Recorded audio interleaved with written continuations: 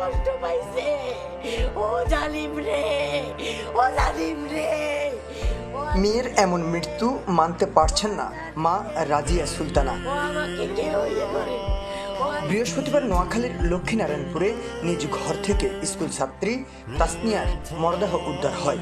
জানা যায় ধর্ষণের পর হত্যা করা হয় তাকে।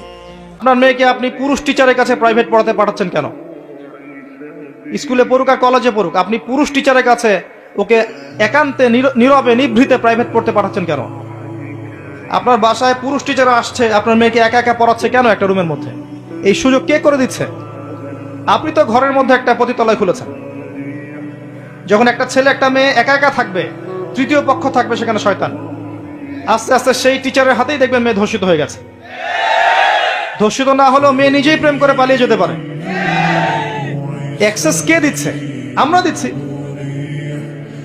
নারী শোনেন, একজন নারী বনু কাইনুকার বাজারে গিয়েছিলেন তার প্রয়োজনে। ইহুদি তার শ্লীলতাহানি করেছে, তার সতর খুলে দিয়েছিল একজন ইহুদি। এটা দেখে একজন মুসলিম ভাই সেখানে থাকতে না পারে ওই ইহুদির গর্দান নামিয়ে দেয়। এই ইস্যুকে কেন্দ্র করে ইহুদিরা মিলে ওই ভাইকে শহীদ করে। তখন ওই বাজারে ওই ভাই ছাড়া আর কেউ ছিল না, একজনই ভাই ছিল। এরপরে এই মামলা আসলো নবীর দরবারে সাল্লাল্লাহু আলাইহি ওয়াসাল্লাম। এটা মদিনার ঘটনা। নবী সাল্লাল্লাহু আলাইহি ওয়াসাল্লাম ওই সাহাবীকে তো দোষারোপ করেনই